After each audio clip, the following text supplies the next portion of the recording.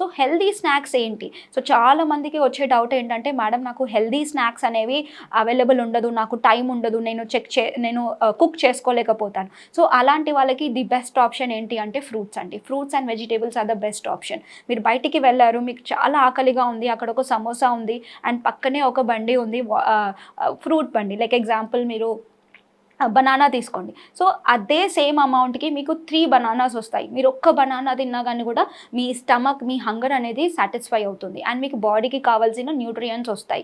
And ఎటువంటి problem అనేది ఉండదు. ఫైబర్ కంటెంట్, న్యూట్రియంట్ కంటెంట్ అనేవి పుష్కలంగా ఉంటాయి. సో అదే మీరు సమోసాని చేసుకున్నారనుకో, మనకి హెల్త్ ఇష్యూస్, తిన్న వెంటనే అసిడిటీ, గ్యాసెస్, బ్లోటింగ్ లాంటి సమస్యలు కూడా ఈ మధ్య చాలా మందికి పెరిగిపోతున్నాయి.